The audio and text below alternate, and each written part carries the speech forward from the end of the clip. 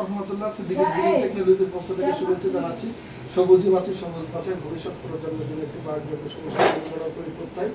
তো এটা হচ্ছে আমরা তিতাস গ্যাসের পাইলটিং প্রকল্পে সিদ্দিকী গ্রিন টেকনোলজি উদ্ভাবিত যে গ্যাস সেভার বা হিট গার্ড এবং এই যে আমাদের সবুজ রান্নার বা ম্যাজিক ওভেন এই প্রকল্পের মাধ্যমে আমরা আমাদের আন্টি ডক্টর সেলিমা সাইদ ওনার বাসাতে আমরা এটা তিতাসের মাধ্যম দিয়ে আমরা অবশ্যই এক সেট ফ্রি দিয়ে গেছিলাম। গতকালকে শুধুমাত্র ওনাদেরকে আমরা এই রাইস কুকারের মধ্যে হাফ রান্না করে এটা দেখে দিয়েছিলাম আর এটা সেট করে দিয়ে আমরা করে গেছিলাম। এতে কিন্তু এনাদের এই জিকাতে সমস্যা ছিল, জিকাগুলো লম্বা ছিল, সেগুলো কেটে আমাদের এর সাথে অ্যাডজাস্ট করতে গিয়ে একটু সময় লেগে গেছে, যার জন্য সকালে আবার এসে এটা কেটে সাইজ করে দিলাম আমাদের মেশিন দিয়ে। দেওয়ার পরে উনি বিষয়টা সম্বন্ধে আমাদের ব্রিফিংয়ে এবং আমাদের এই জিনিসগুলো দেখে উনি বুঝে গেছেন, যেহেতু উনি খুবই এটা নিয়ে কালচার করেন বা এরকম ধরনের পরিবেশের নিয়ে ওনার একটু কাজ আছে বা উনি এক চান্সে বুঝে গেছেন জিনিসটা আসলে এটা খুবই প্রয়োজন। অনর্থক আমরা এই যে কিচেন হুক বা এই চিমনি ব্যবহার করে ইলেকট্রিসিটি ব্যয় করবো এবং এই তাপমাত্রাটা পৃথিবীতে না ছড়িয়ে যদি তাপকে ব্লক করে দিয়ে এভাবে ব্যবহার করা যায় তো খুবই ভালো হবে।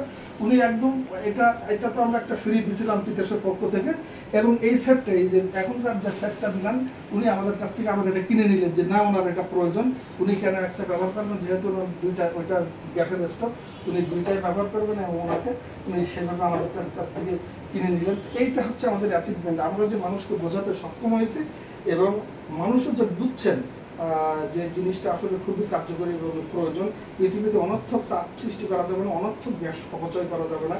এখানে এনার কিন্তু প্রিপেড মিটার ন্যাচারাল গ্যাসের লাইন আছে, তবুও উনি সেটাকে কাট করে যাতে কম ব্যবহার করা হয় সেটার দিকে উনি নজর দিয়েছেন।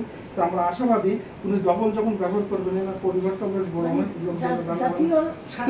জাতির সাথে আসলে জাতীয় স্বার্থে সংরক্ষণে উনি আসলে চেষ্টা করছেন বা উনি এইটা করছেন। আসলে এই রকম বুঝটা আমাদের কয়েকজনের আছে, সবার মাঝে যেন এই বুঝটা হয় যে আমরা কয়েকটা বাড়িতে গেলাম, তারা বলছে যে এটা তো আমাদের সরকারি কাছে আমাদের এমনিও টাকা দেওয়া লাগবে অন্য টাকা দেওয়া লাগবে, কেন আমি এটা সেভ করবো।